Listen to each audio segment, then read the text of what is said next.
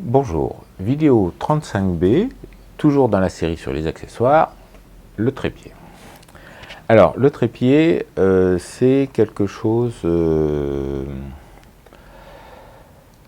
c'est un accessoire que l'on rechigne à acheter, c'est un accessoire que l'on rechigne à utiliser, et c'est quasiment l'accessoire le plus indispensable de la photographie.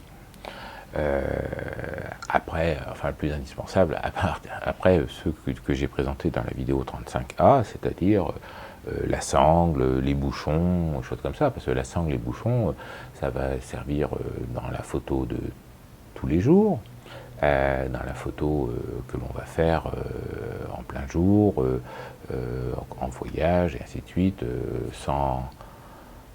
sans problème, sans filer à la patte, et ainsi de suite,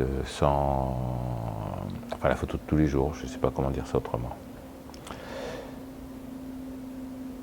Le trépied va servir pour certains types de photos, le paysage par exemple, la macrophotographie, la photo de nuit, la photo d'objet, la photo à la maison, et donc la photo à la maison, éventuellement le portrait, et ainsi de suite.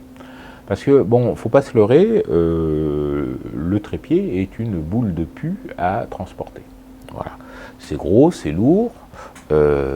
Si c'est pas gros, c'est pas lourd, c'est pas utilisable. Ça sert à rien. Et donc, ça va être... enfin, bon, c'est quelque chose, on y va à reculons. Et c'est une erreur. Et c'est une erreur d'y aller à reculons. Il faut y aller plein pot. Il faut y aller plein pot, il ne faut pas hésiter, parce que, comme bien souvent, quand on y va à reculons, on passe par des étapes qui finalement s'avèrent être des échecs, parce que pas efficaces, parce que ça ne sert pas, et ainsi de suite, au point que vous n'allez jamais goûter à la joie et incommensurable que d'avoir un bon trépied. Donc le trépied, c'est à la fois l'accessoire le plus simple à acheter et le plus compliqué à acheter.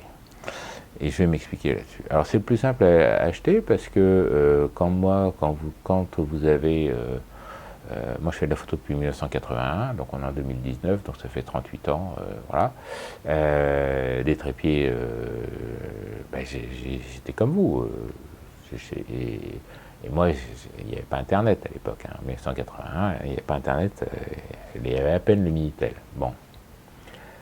Et donc, il fallait faire confiance aux vendeurs dans le magasin, il fallait faire confiance aux revues, et en fait, et les gens que je côtoyais n'avaient pas plus d'expérience que moi, et grosso modo, il n'y avait pas réellement... de gens dans mon entourage capables de m'aiguiller correctement. Donc j'ai fait la même connerie qu'a fait tout le monde, c'est j'ai acheté un trépied de merde. Voilà, et donc un trépied de merde que pourtant j'avais pris entre guillemets le haut de gamme de la marque de l'époque, le haut de gamme, le haut de gamme de l'époque dans cette marque-là, et puis ça a coûté une blinde, et puis c'était une merde, c'était pas un bon trépied. Voilà. Donc, alors quand je dis que c'est très simple à acheter, parce que en fait, grosso modo, en trépied, alors il y a des foultitudes de marques, mais il y a une marque qui se détache, c'est la marque Gitzo. Gitzo, alors G-I-T-Z-O, ça mérite même que je le marque d'ailleurs, hop, voilà, parce que un trépied, c'est un Gitzo, sinon rien. Gitzo. Voilà. Gitzo. Voilà. Un Gitzo. Voilà. Un trépied, c'est un Gitzo. Et je dirais, on pourrait conclure là, mais pas exactement, on va pouvoir en parler un peu plus. Gitzo est une marque qui était française, qui a été créée en 1917, et qui a été rachetée par la holding qui possède Manfrotto dans les années 2000, 2010, quelque chose comme ça, et qui a expatrié la fabrication de France vers l'Italie. Voilà. Donc au jour d'aujourd'hui, un Jitsu ou un Manfrotto sortent de la même entreprise et sortent de la même usine et appartiennent à la même holding. Mais ça n'a pas toujours été le cas. Voilà. Et donc il y a des Jitsu d'avant qui étaient fabriqués en France. Il y a eu une période où les Jitsu fabriqués en Italie étaient fabriqués comme les Jitsu fabriqués en France. Et puis, depuis quelques années, il y a un mélange des genres, c'est-à-dire que la technologie Jitsu a migré vers Manfrotto et la connerie Manfrotto a pollué Jitsu. C'est le principe du métissage. Si vous n'êtes pas content, vous avez les commentaires. Parce qu'il faut comprendre qu'est-ce qui fait un bon trépied, qu'est-ce qui fait un mauvais trépied. Et le point faible des trépieds, c'est... Alors je vais vous montrer des trucs. Le point faible des trépieds, c'est la jonction entre la jambe et la partie haute. Voilà le premier point faible des trépieds. Le deuxième point faible des trépieds, ça va être les éléments de blocage, la façon dont les blocages se font, comment mécaniquement les blocages se font. Et par exemple, donc on peut trouver des trépieds comme ça c'est un trépied Jitsu.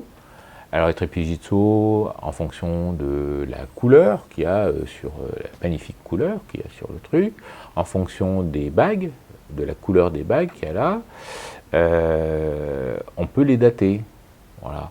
Donc celui-là, il doit être de 1950 à peu près, 1960.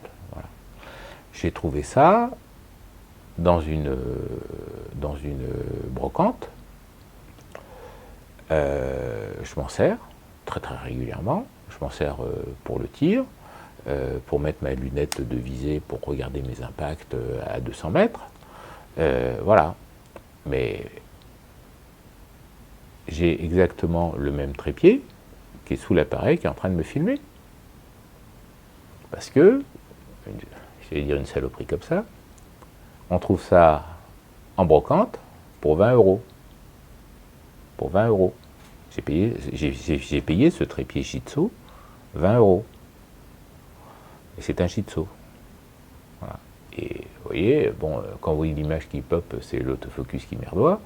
Mais voilà, c'est stable, ça bouge pas, et tout comme ça. Alors je suis dans l'intérieur, il n'y a pas grand vent, et ainsi de suite. Dessus, j'ai un D5300 avec un 1855, un 1750 à 2.8. Bon, il y a 1,5 kg dessus, voilà. Mais pour 20 €, j'ai un trépied qui se déplie. Alors, en aluminium, hein, donc là, c'est pas serré. Donc, vous voyez, c'est tout bout. Et puis, si je m'amuse à serrer les bazars, tac, tac, hop, celle du bout qu'on voit pas, pof, voilà, et ben, ça bouge plus. Si c'est bien serré, ça bouge plus. Voilà. Je vais dire que demander de plus. Donc je trouve ça en brocante à 20 €. Alors, je me casse même plus le tronc à le déplacer. Hein, celui-là, il est en permanence avec mes affaires de tir. Et puis celui qui me filme actuellement, il est en permanence plié à l'endroit où je me filme. Quand je vais m'installer pour faire une vidéo, je mets l'appareil photo dessus et puis j'appuie sur le bouton et hop, c'est parti. Le cadrage c'est toujours le même et ainsi de suite. Je me casse pas le cul. Là, j'ai dézoomé un peu parce que je vais vous montrer des choses qui sont un peu grandes, mais c'est toujours filmé du même point de vue. Il y a une tête 3D. Voilà, tac, hop. Une tête 3D. Et je peux même faire du cadrage vertical. Voilà. Donc ça, quand les gens disent « Ah, Jitsu c'est cher », il faut faire les brocantes et vous en trouvez. Et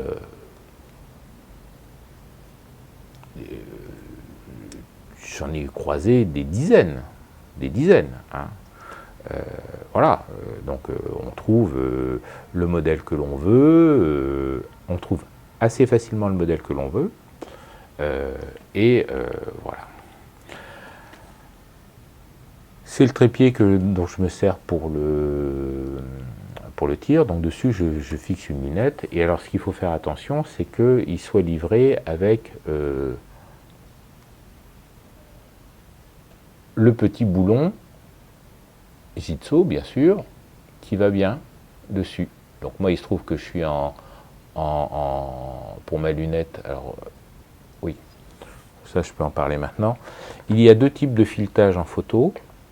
En fait, il y a une infinité de filetages. Mais en photo, on utilise deux types différents de filetage. Alors attendez, j'essaye de faire mon truc pour qu'on puisse voir correctement et faire la netteté dessus. Voilà. Donc on a, alors, il faut que je m'oriente. Voilà. Donc on a deux types de, c'est pas facile. On a deux types de filetage. On a le gros filetage qui est attaché à la pièce grise et on a le petit filetage qui est attaché à la pièce là. Le petit filetage, c'est du 1/4 de pouce Wisworth 20 filets autour, et donc c'est du 1/4 de pouce, c'est aussi du 2/8. Et ça, c'est du 3/8 de pouce, 16 filets par pouce. Le gros filetage s'appelle le filetage du congrès de la photographie en 1910. Et le petit filetage s'appelle le pas Kodak. Parce que Kodak a fait que des siennes et il a décidé que ce serait ce truc-là. Donc, alors, si vous trouvez le trépied sans ça, si ça fait longtemps que vous cherchez le trépied et qu'il manque juste ça s'achète à part. Hein, parce que c'est quand même vaguement standard. Mais, quand vous allez chercher la pièce seule, on va vous la vendre aussi 20 ou 30 euros. Donc, si le trépied il est à 20 euros et qu'il n'y a pas ça, il va vous revenir à 40-45 euros. Si vous le cherchez vraiment et puis vous dites, ah bah merde, sinon vous allez dans une autre brocante un autre jour et puis vous en retrouvez un autre comme ça. J'ai fait une promenade à Paris un dimanche, il y avait une brocante sur les trottoirs et il y avait un Jitso, je me dis, la voiture est pas mal, puis je me dis, non, quand même, tu ne vas pas encore racheter un Jitso, parce que des Jitso, je commence à en avoir une petite dizaine, quoi. Et je dis, non, bon, je le laisse passer, et puis je fais 6 mètres, je fais 10 mètres, et il y en avait un deuxième, voilà, il y en avait un deuxième. Donc, voilà, donc une brocante de quartier ou un truc comme ça, sur la brocante, au total, devait y en avoir 3. Voilà. Bon, donc, ça se trouve. Alors, les Jitso que l'on va trouver en brocante vont être des Jitso amateurs de la période française, du temps où les gens avaient du pognon, c'est-à-dire des années 50, 60, 70. Et voilà. Et donc, le Jitso, qu'est-ce qui fait la supériorité de Jitso par rapport aux autres marques? C'est la qualité de fabrication qui est indéniable et surtout leur système de serrage et leur système de montage du trépied. Donc comme je vous ai dit, le point crucial c'est la jonction à ce niveau-là. Donc là c'est complètement métallique, c'est-à-dire qu'on a des petites rondelles en bronze beryllium pour faire le coefficient de frottement pour que ça s'ouvre et ça s'écarte et ça se tienne bien. On a le serrage là, c'est de la vis en acier et ainsi de suite. C'est très bien fabriqué, le tube est en aluminium et ainsi de suite. Donc ça c'est la première qualité du Jitso. La deuxième qualité du Jitso, ça va être dans ce système de serrage de ces bagues là. C'est-à-dire qu'on va avoir une bague en alu qui va se desserrer et alors c'est un peu long à dévisser mais je vais vous montrer le système et donc à l'intérieur, voilà, tac, on a hop, j'oriente pour vous, voilà, on a une petite bague fendue, voilà, donc on doit voir le trait d'alu qui passe, voilà, on a une petite bague fendue dedans. Voilà. En bakélite. Alors bakélite, c'est enfin, en carton bakélisé, c'est bon, des choses comme ça. C'est une matière élastique, très très dure. Et quand je vais serrer ça, ça va prendre la pièce entre deux cônes et ça va serrer coaxialement la pièce en alu. Et ça marche très très bien, ça marche du feu de Dieu. Ça marche à un tel point, c'est que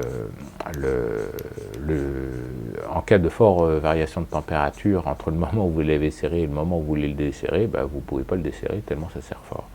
Donc le Jitso se stocke avec les serrages amenés juste comme ça pour pas que ça bouge, voire ce stock desserré complètement. Parce que vous l'avez utilisé par 30 degrés, vous l'avez mis dans le coffre de la bagnole, et puis quand vous allez sortir le lendemain matin ou la nuit, il fait 20 degrés, un truc comme ça, et l'aluminium a bougé de manière importante, et puis vous pouvez pas, vous n'arrivez pas à, comment dire, à desserrer votre bazar, tellement le système de serrage est fort. Voilà. Et c'est un point à garder en mémoire pour les trépieds carbone après, parce que là c'est en trépied alu, donc on est alu sur alu et ainsi de suite, et ça pose pas de problème. Avec les trépieds carbone, qu'est-ce qu'ils ont fait? Ils ont remplacé le tube d'alu par du carbone, mais par contre ils ont gardé le système de vissage avec deux bagues en alu. Ils ont remplacé la bakélite parce que c'est complètement obsolète. Mon coco, tu vas pas faire des pièces en bakélite. Oui, non. Ah oui, non, les pièces en bakélite, vous voyez, celles-là, ces pièces-là, elles ont 40 ans de fonctionnement, et ça fonctionne encore. Et donc, Coco, on va te mettre des pièces en plastique, des choses comme ça. Et avec le système en plastique, le système s'aggrave. Parce que, en fait, les pièces en plastique, elles se dilatent aussi, et puis, et ça va pas du tout. Et ça va beaucoup moins bien. Donc, du coup, un Jitso, ça se stocke autant que possible, desserré. De toute façon, quand vous allez sortir du coffre de la bagnole, ben vous resserrez votre truc, et puis quand vous allez vous le déplier 50 mètres plus loin, et ben, ça n'a pas eu le temps de bouger. Mais c'est vraiment un système très fiable, très fonctionnel et très rapide à utiliser. Vous serrez de la puissance que vous voulez, et ou dont vous avez besoin, et à la différence des systèmes à clapet, où le clapet s'use, et autrefois, donc mon trépied très cher que j'ai acheté, et les clapets sont usés, et puis maintenant il est inutilisable, et il n'est pas réparable. Un Jitso, de ces années-là, on trouve chez Jitso les pièces détachées pour le réparer. Donc je peux, sur un que j'avais acheté, il me manquait le petit bout de caoutchouc du bout là, et ben j'ai commandé mon bout chez Jitso, et Jitso m'a envoyé la pièce. Et j'ai pu réparer mon petit bout de caoutchouc qui me manquait. Voilà. Donc un Jitso, ça se répare, ça s'entretient. Alors, à part les filetages, ça se dégraisse. Ça ne se graisse pas, ça se dégraisse. Voilà. Donc, ça se nettoie à l'essence, et ainsi de suite. Et à part les bagues alu où il y a le filetage, où là il faut mettre un lubrifiant adapté à l'aluminium, eh bien, ça se dégraisse. Voilà. Et bon, de temps en temps, je démonte tout, je sors l'essence F, et puis je nettoie tout à l'essence F, et puis je remonte et je mets du lubrifiant qui va bien. Alors moi je mets de la graisse au molycote, et puis voilà, sur mes filetages alu, et ça marche, et ça fonctionne. On peut mettre du savon de lithium, on peut mettre de la graisse, mais on ne met pas du 3 en 1, on ne met pas du WD-40, pardon. Le WD-40 c'est un dégrippant, ça n'est pas fait pour lubrifier. Et ça m'est arrivé, en brocante, ou dans une foire photo, d'acheter des morceaux de Jitso. Parce que il y avait une jambe qui était pliée, ou un truc comme ça, mais je savais que je pouvais récupérer une partie pour réparer un Jitso, et ainsi de suite. Donc, alors il faut connaître. Si on connaît, on sait qu'on peut le faire, et ainsi de suite. Mais voilà, quoi. Moi, ça m'est arrivé en brocante d'acheter des morceaux de Jitso ou des choses comme ça parce que j'avais d'autres morceaux et que ça me permettait d'en faire avec deux, d'en faire un. Voilà. Alors là, je vous ai montré le trépied dont je me sers pour mettre une lunette qui grossit 26 fois pour regarder des impacts à 200 mètres. Mais par exemple, voilà mon Jitso de base. Donc ça, c'est mon Jitso de base. C'est celui qui est en permanence dans la bagnole, parce que, grosso modo, je suis toujours à moins de 100 mètres de ma bagnole, quoi, grosso modo. Donc, je m'emmerde même plus à le remonter à la maison ou un truc comme ça. Je le garde, la voiture est toujours à portée de main, et ainsi de suite. Alors, au début, quand vous allez acheter un trépied, ça va être votre premier trépied. Si vous vous apercevez, et si vous suivez mon conseil, et que vous achetez un Jitso, Jitso Alu, années 50, hein, et que vous l'avez payé 40 € ou 20 € ou 50 € dans une brocante, bah, est-ce que ça vaut vraiment le coup d'en avoir qu'un seul? Parce que du coup, vous dites, bah, j'en mets un dans la bagnole, il est dans la bagnole, j'en ai un autre à la maison. Si je veux faire des photos sur pied, un petit portrait rapide au coin d'une fenêtre, une petite nature morte, chose comme ça, bah, il est derrière le fauteuil du salon et hop, il est déplié en 3 secondes. Et puis voilà, ça avance. Bon. Donc voilà, quand je croisais des Jitso, alors ça m'a passé, hein, parce que quand vous commencez à en avoir une petite dizaine, ça suffit peut-être, hein, quand même. Bon. Et donc, ça c'est mon trépied que j'utilise en permanence quand je fais de la photo à l'extérieur. Voilà. Les Jitso se classent par taille, des choses comme ça. Alors d'abord, il y a un site Jitso qui est très très bien fait, avec je crois qu'il y a une galerie Flickr avec les photos de pub et des choses comme ça des années 50, qui est assez délicieux à aller visiter, et ainsi de suite.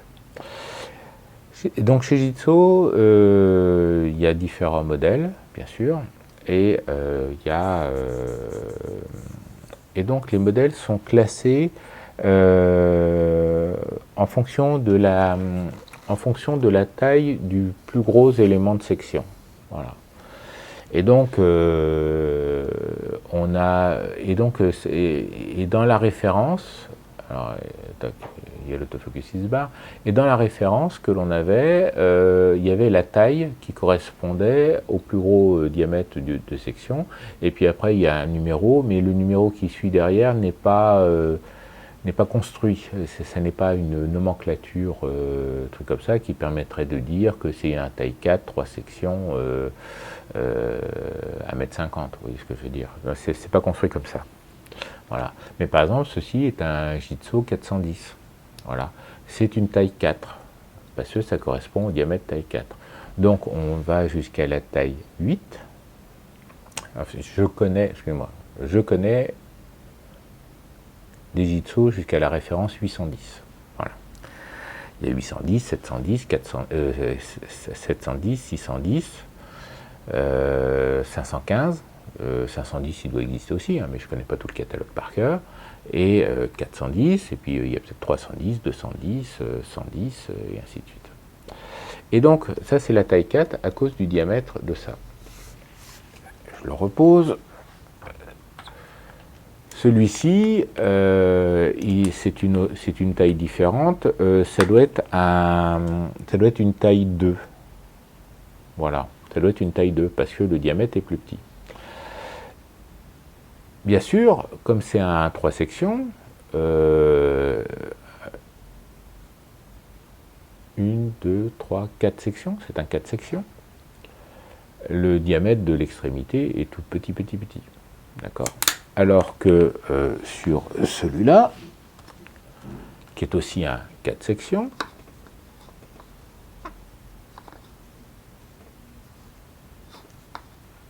qui est aussi un 4 sections, il a besoin d'un dégraissage celui-là. Donc 4 sections, 1, 2, 3, 4. Ben, on s'aperçoit que la section du bout, et grosso modo du diamètre de l'autre.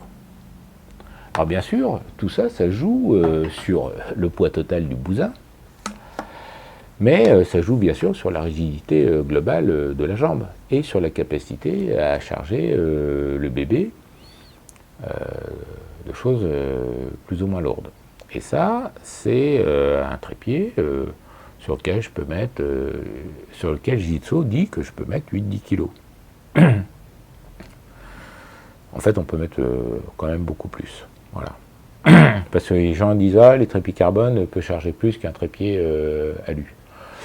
Oui, peut-être aussi qu'à l'époque des trépieds alu, on n'osait pas dire exactement ce qu'on pouvait mettre dessus.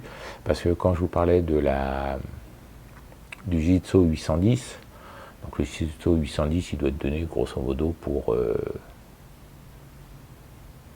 une centaine de kilos. Et ben, moi j'ai vu un Jiu-Jitsu 810 avec un viseur de char dessus qui devait faire dans les 350-450 kilos. Voilà. Donc sur le papier, le truc aurait dû s'effondrer. Et dans la vraie vie, je peux vous dire que le trépied résistait et qu'il n'y avait aucun souci là-dessus. Voilà. Alors je ne ferai pas l'expérience de monter dessus et de foutre 100 kilos dessus pour vérifier que ça casse ou que ça ne casse pas, parce que j'ai pas d'appareil photo qui fait 100 kilos. Moi je l'ai fait, mais voilà, donc à l'usage, je n'ai pas besoin d'une telle résistance. Donc je n'ai pas besoin de vérifier que mon appareil résiste. Alors ce Jiu-Jitsu est un peu particulier, d'abord parce que c'est le mien, et que du coup, je l'ai customisé en fonction de mes besoins, et de mon expérience, et de ce qui était bien, et ainsi de suite. Voilà. Et donc notamment, je peux me flatter d'avoir inventé le leveling. Je ne vais pas dire avant que Jiu-Jitsu l'invente, parce que c'est pas vrai, parce que c'est justement quand j'ai vu un trépied à leveling que j'ai trouvé ça intéressant. Et donc, ceci est un pied, alors, donc c'est un trépied systématique. Alors, on enlève le cendrier. Donc c'est un trépied systématique, c'est-à-dire que chez Jiu-Jitsu, vous avez vous aviez les gammes en fonction qui sont en fonction du prix et qui sont en fonction de l'usage que l'on pense que vous allez en faire. Voilà. Et donc du coup, c'est bien gentil tout ça, Coco, mais ça veut dire quoi? Donc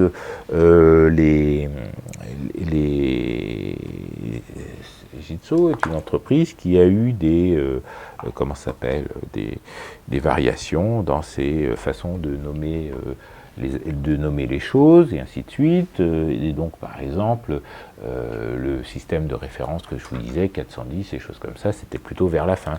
Parce que, par exemple, si on prend celui-là, il répond au doux nom de Gilux Total. Voilà, c'est le Gilux Total.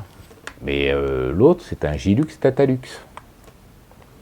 Je ne sais pas comment ils ont trouvé leur truc, mais leur nom. Mais bon, voilà. Et vous les mettez côte à côte, c'est exactement les deux mêmes, simplement l'autre, il doit être des années 60 avec la peinture qui est un peu mieux, ou choses comme ça, et ainsi de suite, quoi. Donc, je fais un peu de place. Voilà. Et donc, le leveling, c'est quoi? Alors, le leveling est une option intéressante. Alors, et donc, je reviens sur Jiu-Jitsu. Et donc,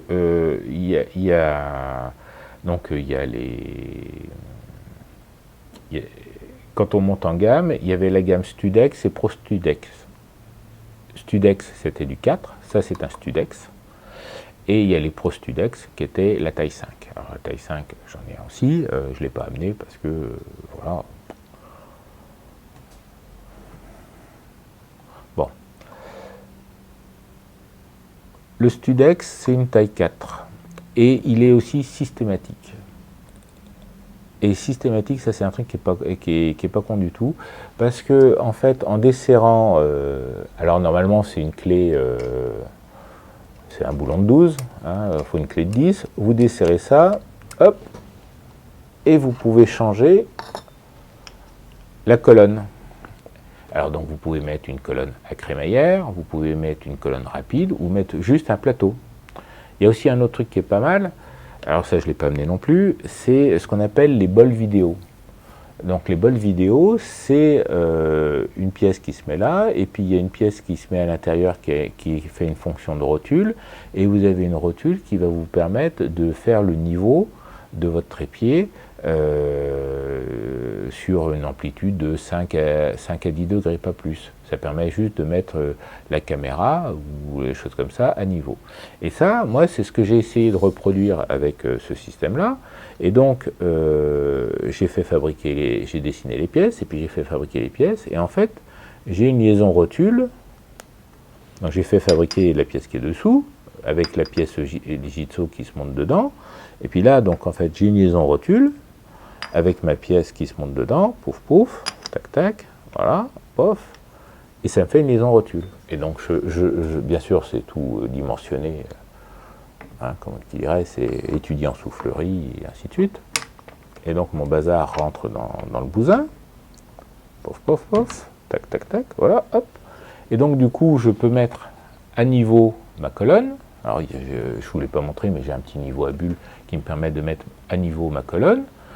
Je serre là, hop, hop, hop, hop, tac, et ça bouge plus.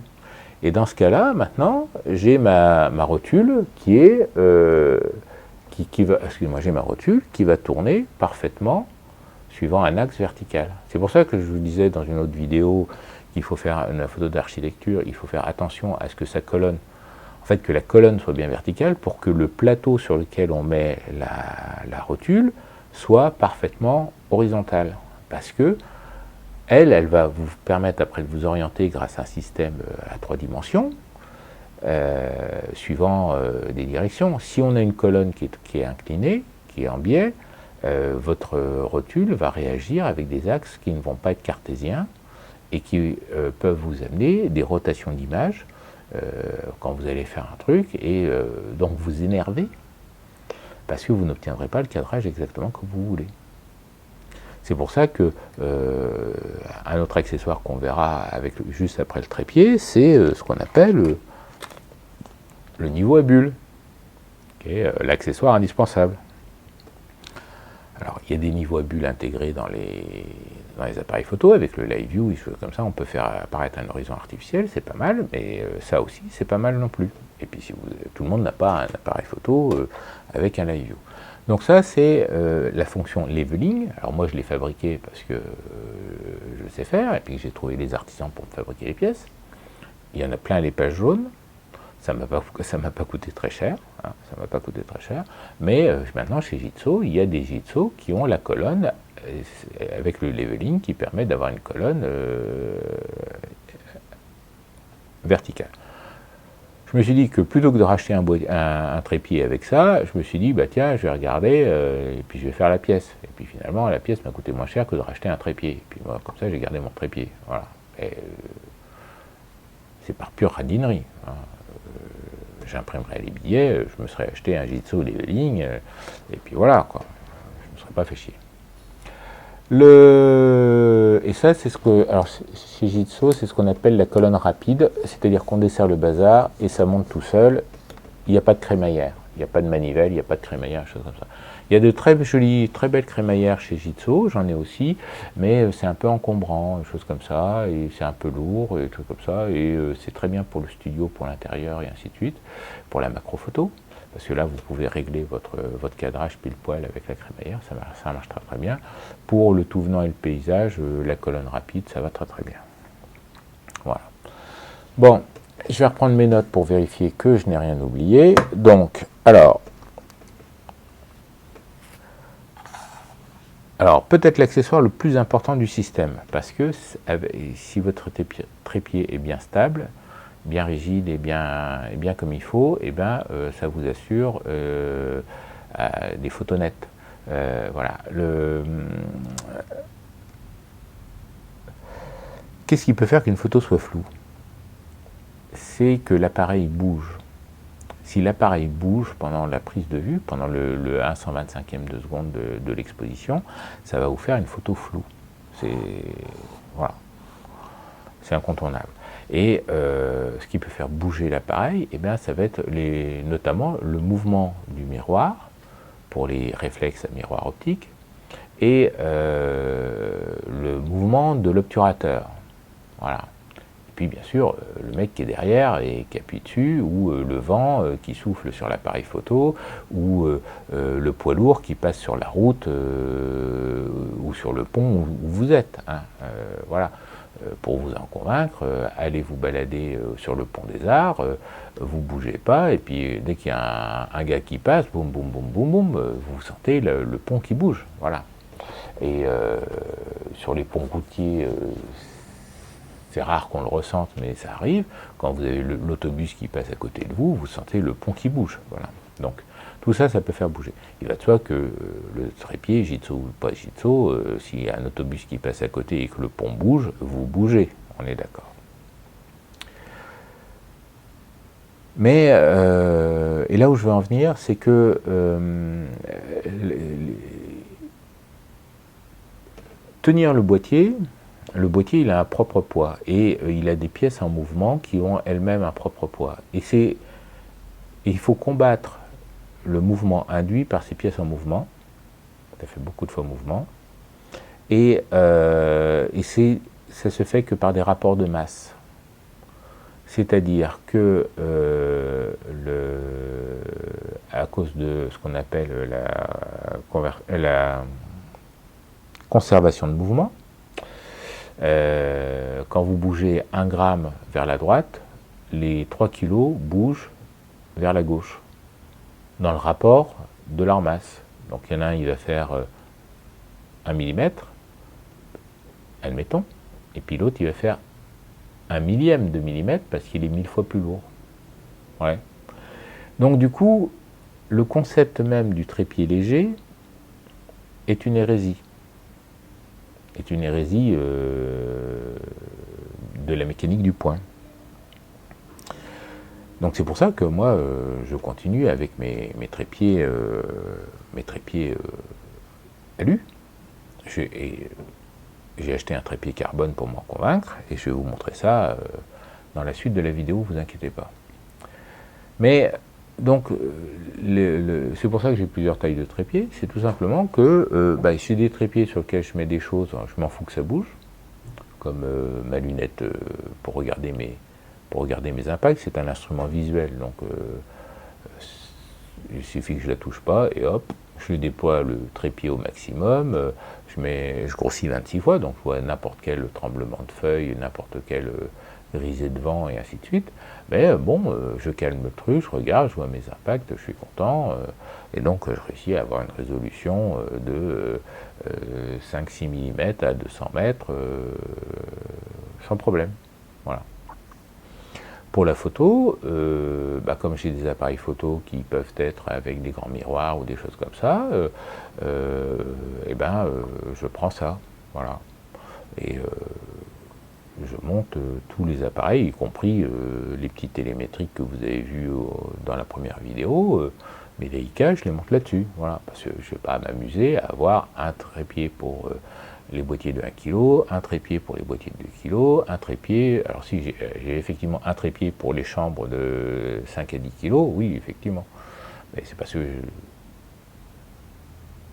et paradoxalement, c'est le premier Jitsu que j'ai eu, je l'ai acheté d'occasion, et c'est un 515 Industrie avec une colonne pour une caméra de l'ORTF de 45 kg. Voilà, je l'ai payé l'équivalent de 150 € d'occasion. Voilà. Donc c'était mon premier trépied que j'avais acheté pour la chambre, et c'est là où je me suis aperçu que un Jitsu, c'était vraiment un trépied de qualité.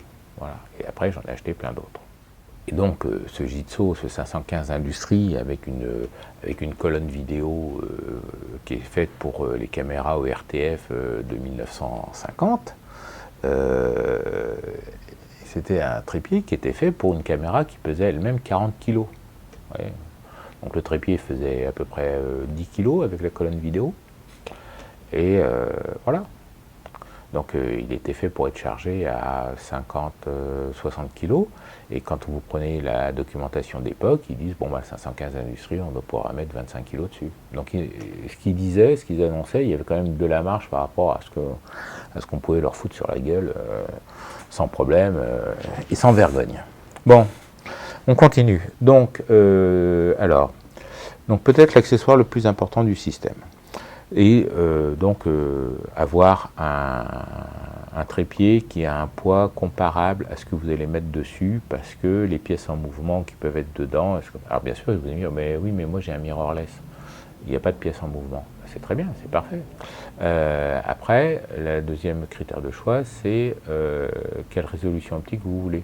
Si vous avez un 24 millions de pixels, avec des pixels qui font 4 microns et une focale de 200 mm, et bien ça vous donne une certaine stabilité angulaire à obtenir.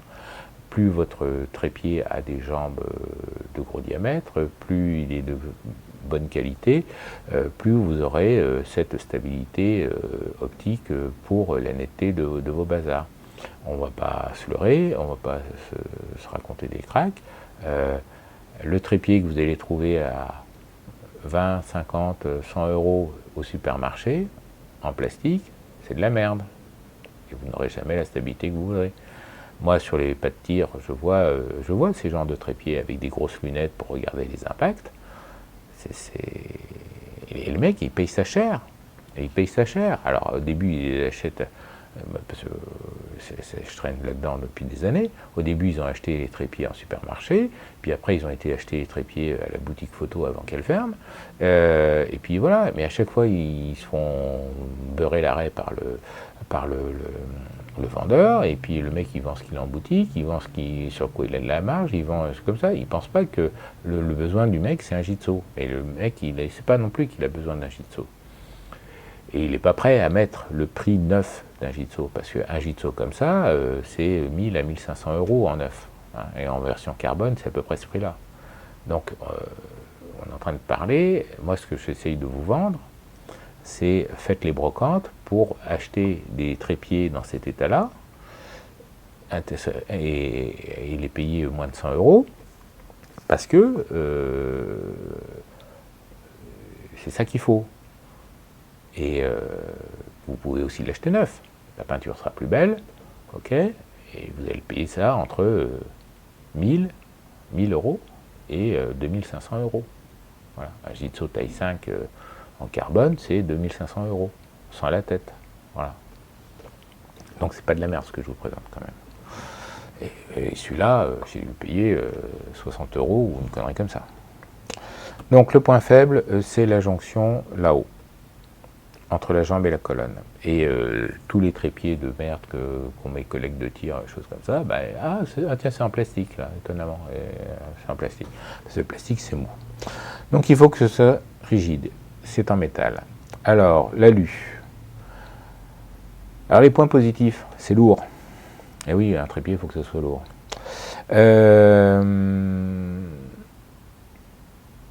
Le point négatif, alors les trépieds alus, donc c'est lourd, donc ça c'est bien, mais par contre, quand c'est lourd, ça a des fréquences propres basses. Donc les fréquences propres, c'est quoi?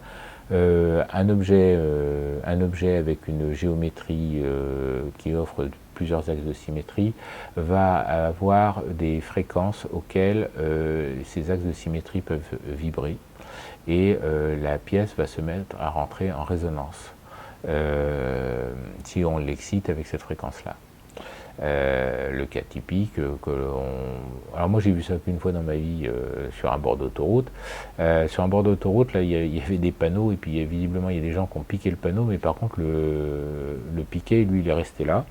Et il y avait du vent, et donc il y avait deux piquets côte-côte, donc même section, même fabrication, plantés le même jour, et ainsi de suite, et des piquets qui faisaient à peu près 2,50 m, 3 mètres de haut, je sais pas.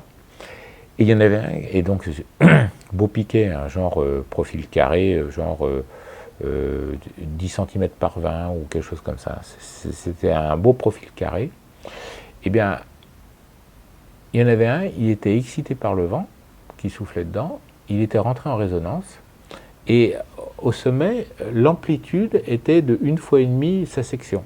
Donc si c'était du 100 par 200, ça faisait 150 mm d'amplitude de vibration, des choses comme ça, dues au vent. Bon, il va de soi que les trépieds ne rentrent pas en vibration, en tout cas c'est atténué. Mais c'est ce qu'on appelle la fréquence propre. Là, il a été excité à une fréquence propre, et puis il s'est mis à vibrer, et comme ça, et ça amplifie le truc. Donc tout le monde connaît le pont de Tucson, là, ou je sais pas trop quoi, là, qui s'est cassé la gueule, parce qu'il est rentré en résonance avec le vent, et puis voilà, c'était foutu. Voilà. Donc, le carbone a des fréquences propres basses, parce qu'il y a du poids dans les jambes. Le carbone, son côté positif, c'est qu'il va avoir des fréquences propres plus élevées, parce que il y a moins de masse. Et la masse, quand il n'y en a pas, bah, ça fait monter en fréquence. Si vous faites de la musique, eh ben, les cordes d'un piano, les cordes d'instruments à cordes, pour faire des notes basses, sont des cordes de gros diamètre, des cordes lourdes, et pour faire des sons aigus, ce sont des cordes fines. Voilà. Parce que ça joue avec la tension, mais ça joue aussi avec le poids de la corde.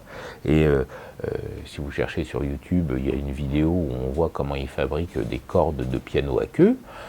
Les cordes les plus graves des pianos à queue, elles font 6 à 8 mm de diamètre, et donc il y a une lame en acier, et ils embobinent du cuivre pour alourdir le poids, pour faire des notes très très graves.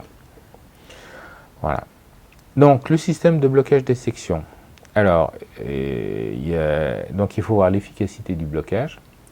Moi, personnellement, les systèmes à clapet, je déteste, parce que soit ils sont serrés très fort et on se pince les doigts dedans, soit ils serrent que dalle et ça ne fonctionne pas. Et un point particulier, c'est la longueur du blocage par rapport au diamètre. C'est notamment un problème chez Jitsu pour la taille 3. Pour la taille 3.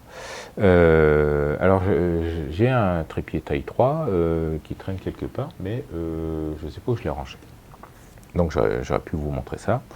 Et c'est donc, ce qui est important, c'est de voir quelle est la longueur du blocage par rapport au diamètre, parce que ça donne une idée de la longueur de guidage.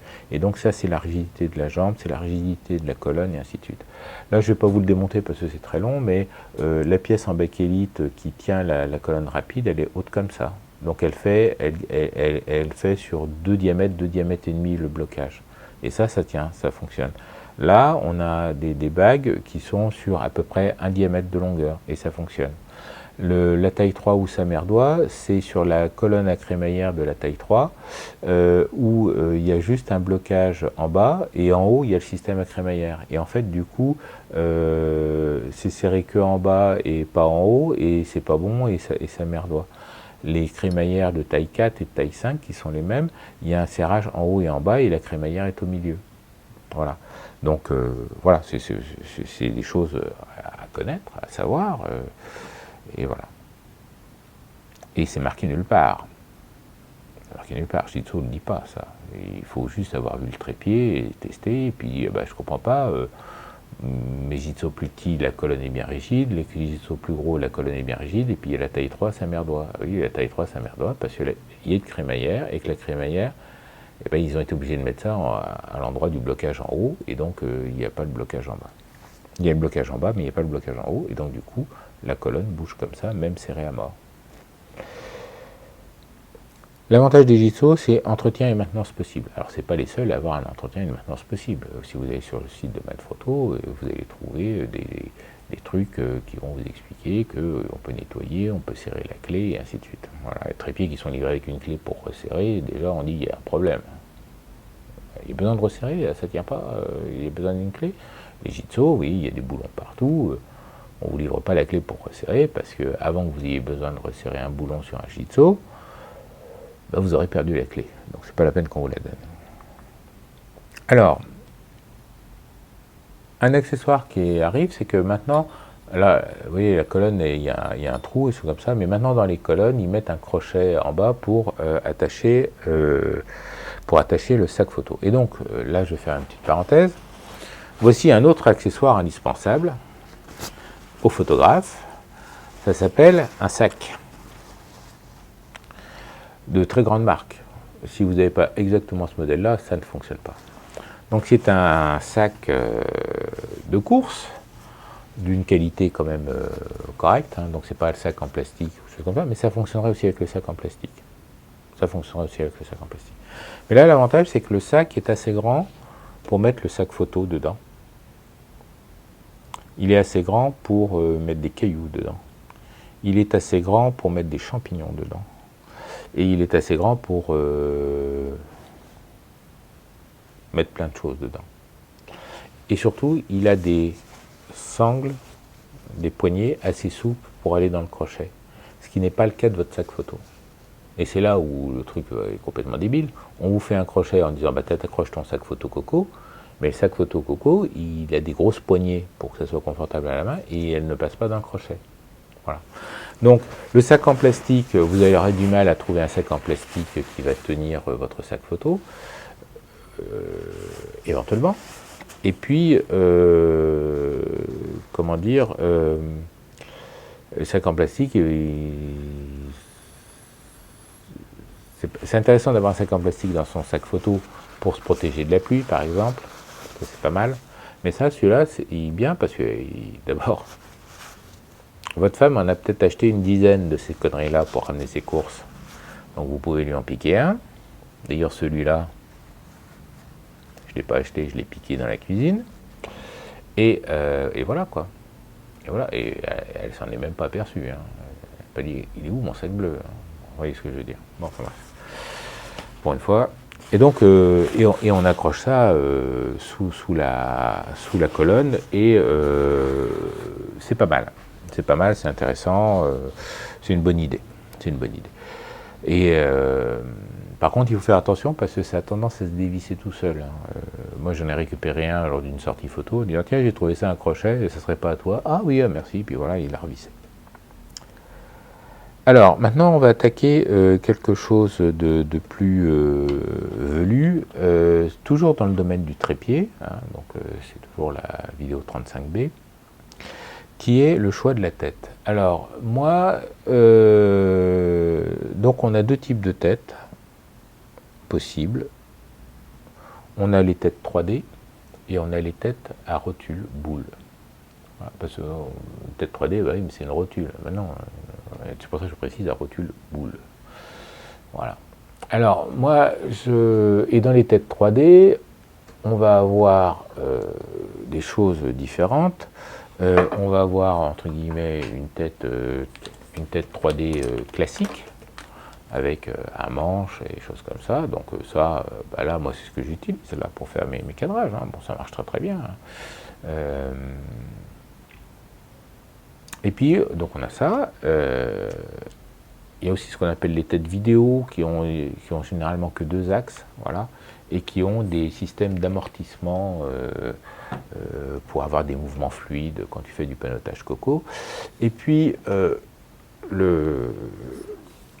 ouais, c'est la tête que j'utilise. Alors, c'est la tête. Voilà. Alors, je ne suis pas totalement contre Manfrotto, hein, parce que par exemple, j'utilise une tête Manfrotto 410. Ça, c'est une tête 3D avec à crémaillère, c'est-à-dire que j'ai un bouton, je tourne et ça se visse, et c'est un système. Alors, il n'y a pas de blocage, hein, je tourne dans un sens, je tourne dans un autre, j'ai la vitesse rapide pour aller rapidement, et puis là, c'est une crémaillère, c'est un système vis sans fin, et ça me permet de régler le truc comme ça. Alors, c'est hyper agréable pour tout ce qui est paysage, photos d'objets, architecture, et choses comme ça, parce que vous réussissez à coincer, à faire votre réglage aux petits oignons, vous revenez en arrière, des choses comme ça. C'est pas terrible pour le cadrage vertical, à un tel point, c'est que je me suis fabriqué cet accessoire-là. Alors, Manfrotto vend aussi un accessoire comparable, mais je me suis fabriqué cet accessoire-là, d'abord parce que j'avais la capacité de le faire, et parce que du coup j'ai fait un accessoire qui me convienne à moi. Mais Manfrotto a des elbows ça veut dire coude, a des elbows au catalogue, et voilà, et donc du coup ça me permet de monter ça sur ma tête 3D, et puis donc du coup je mets l'appareil à la place, parce que bien sûr Ça, on va en parler plus tard, c'est les systèmes, alors comment est-ce que j'ai appelé ça, les attaches rapides. Voilà, j'ai mon attache rapide qui peut être là, comme ça, et que je mets dans mon appareil, et puis quand je vais mettre ça, et ben, je mets ça là, hop, ça clipse, et puis je mets mon appareil là, voilà. C'est simple comme tout. Et donc du coup, bah, je passe de l'un à l'autre, vertical, horizontal, sans problème. Et ça, c'est attaché au trépied quand c'est dans la bagnole. Et puis ça, je le mets dans la poche quand je me balade avec mon trépied. Et puis quand j'ai besoin de faire un cadrage vertical, et ben, je passe ce truc parce que passer la rotule, cette rotule-là en cadrage vertical, bah, je peux le faire, hein, mais du coup,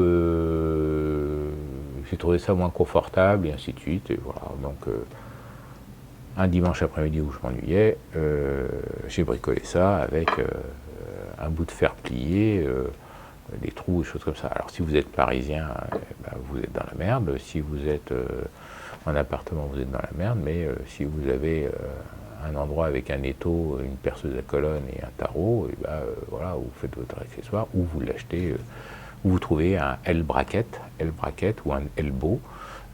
Voilà. Alors ça existe aussi adapté aux appareils photo, donc c'est fixé en permanence sur l'appareil photo, et puis on a un blocage horizontal et un blocage vertical pour l'appareil photo. C'est ce que l'on va retrouver essentiellement, alors, et là donc je vais dériver gentiment, mais j'y reviendrai sur les attaches rapides, parce qu'il y a plusieurs standards d'attaches rapides, mais ça on va y revenir tout à l'heure. Enfin quoique, je pense qu'on va y revenir dans la prochaine vidéo, la 35C, parce que là ça commence à être un peu longuet, et je vais essayer de faire des vidéos courtes, donc il y en aura plusieurs. Voilà. Donc, comme d'habitude, hein, soyez éco, hein, pour essayer de comprendre, optimiser, et puis acheter des trépieds. Au revoir.